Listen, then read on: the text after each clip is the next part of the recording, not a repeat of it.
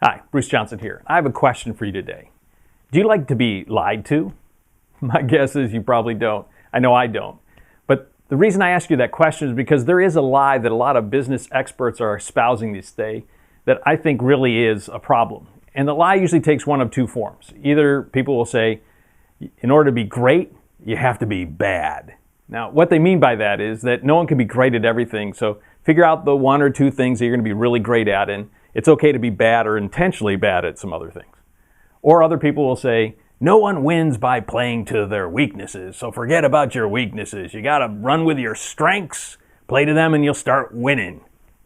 Now, both of those sound really nice, don't they? I mean, like, who wouldn't want to forget about their weaknesses? Who wouldn't want to just run with their strengths? So if you want to sell books and you want to sell talks, I mean, what a great line, because it appeals to everyone's, self-centered nature, right? We all like that. That sounds awesome. The problem is it's detrimental to you, it's detrimental to your business, and it's clearly detrimental to the growth of your business.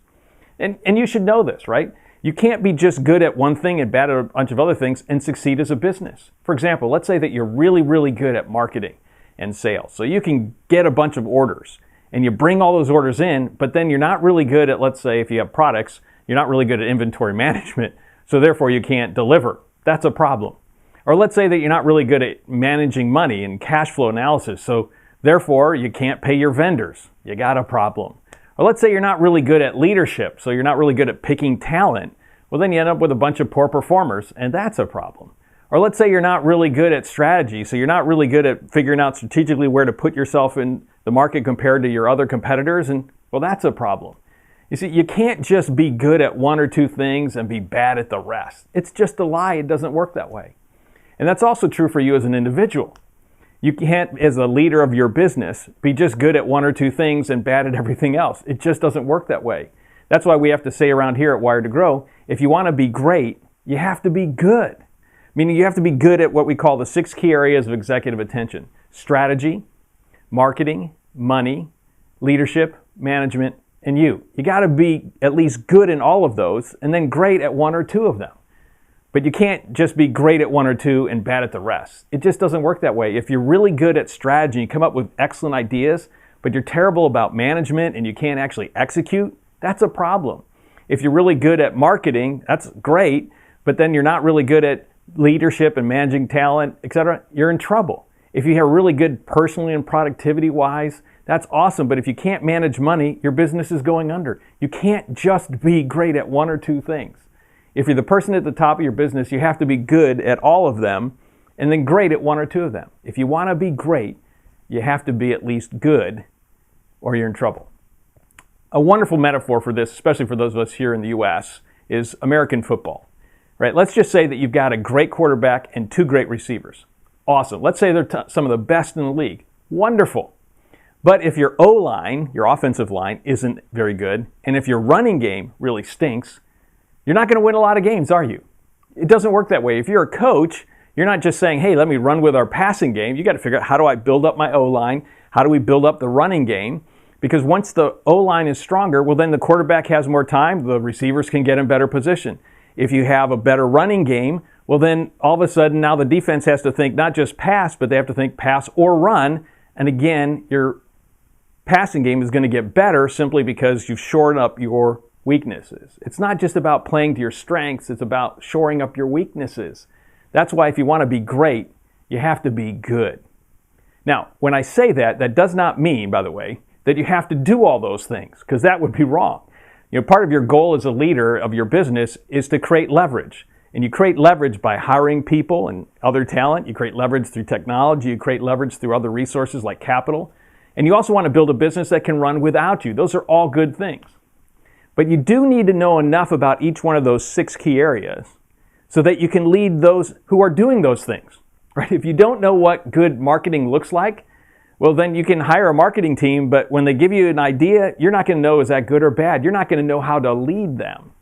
If you're not really good at managing money and cash flow, well, you might hire a CFO or an accountant or somebody else to take care of that. That's all good, but you're not going to be able to lead them. And when they give you reports, you're not going to know how to make good decisions. So you as the leader have to be good at all 6 of them, and then 1 or 2 of them, you got to be great.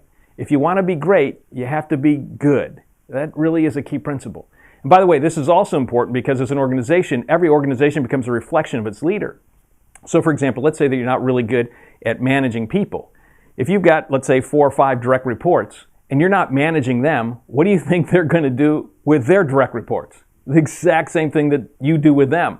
So you're going to end up with a dysfunctional organization simply because you didn't take the time to learn how to become really good at something that right now is currently a weakness.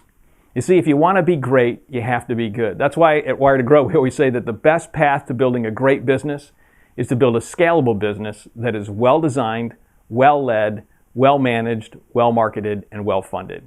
You got to do all those things well, and then 1 or 2 of them, great. You see, the people who espouse this idea that if you want to be great, you have to be bad or just run with your strengths, they create kind of an either-or kind of game. And I like to think it's a both-and. It's not just about playing to your strengths, it's about playing to your strengths and shoring up your weaknesses. If you follow me when I talk about strategic planning, for example, you'll hear that I often talk about that we need both growth accelerators and constraint eliminators. Growth accelerators focus in on what you're going to do well, your strengths, how do we grow this thing? And then your constraint eliminators, you take a look at the constraint, how do we eliminate them, get rid of those weaknesses? And when you pull up the weaknesses, the strengths get even better.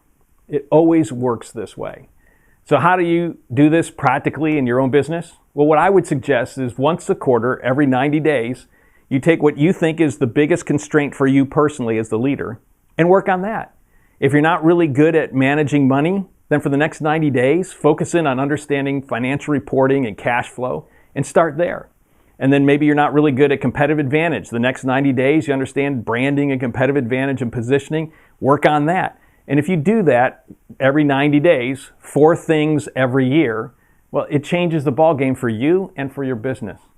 You see, to be great, you really need to be good.